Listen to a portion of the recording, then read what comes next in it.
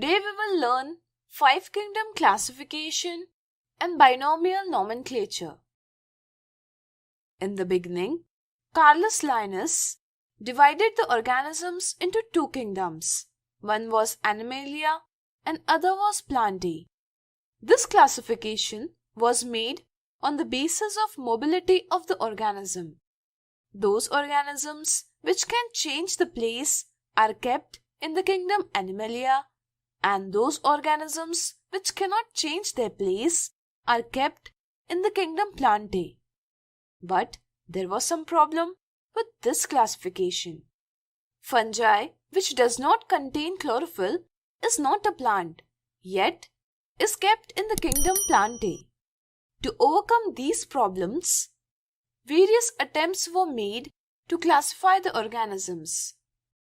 Out of them, the 5-kingdom classification is most popular. Let us understand it.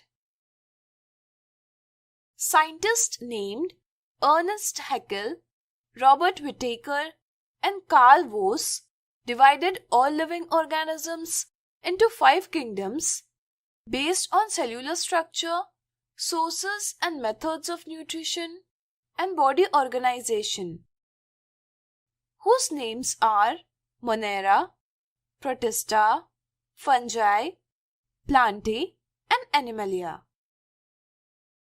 It has been observed that in any kingdom, there are also organisms which are different from each other in terms of any specific characteristics. That's why each kingdom is again classified into subgroups. Similarly, on the basis of characteristics, organisms are divided further into smaller groups at different levels, from which a hierarchy is developed. In this hierarchy, there are kingdoms at the upper level and at the lower levels respectively. There are phylum, class, order, family, genus, and species are placed at the lowest level. Species are the group of organisms that have considerable similarities in terms of body organization and can reproduce with each other. For example, all humans come under the same species, which are called sapiens. This species belongs to kingdom Animalia.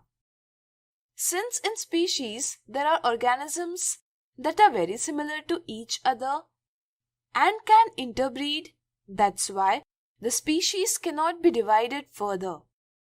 Hence, species is called a unit of classification. 5 kingdoms proposed by Whittaker are monera, protista, fungi, plantae, and animalia. We will talk about them in upcoming videos. Now, let's talk about binomial nomenclature. We know that organisms have different names in different languages. This can cause various difficulties, such as when a person is talking about an organism in one language, the person speaking another language may not understand which organism is being talked about.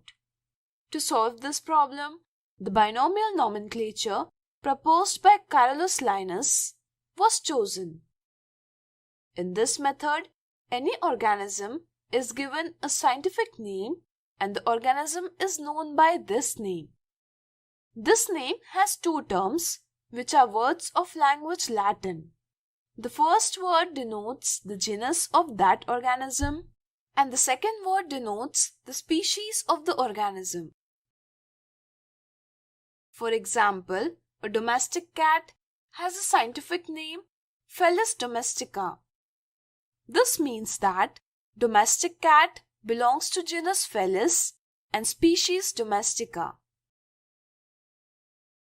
In this way, wild cat has the name Felis chaus, in which Felis is the genus and chaus is the species. While writing scientific names, we need to keep some rules in mind. Let's understand them. The genus name must start with an uppercase letter of English alphabet. Species name must start with lowercase letter of English alphabet. In printed form, the scientific names are written in italics. But when these are written by hand, both the genus and the species are underlined separately. Now here is a task for you. Find out the scientific names of any 5 organisms and try to write them correctly. The branch of biology that identifies, describes, classifies, and names animals is called taxonomy. Today we have learned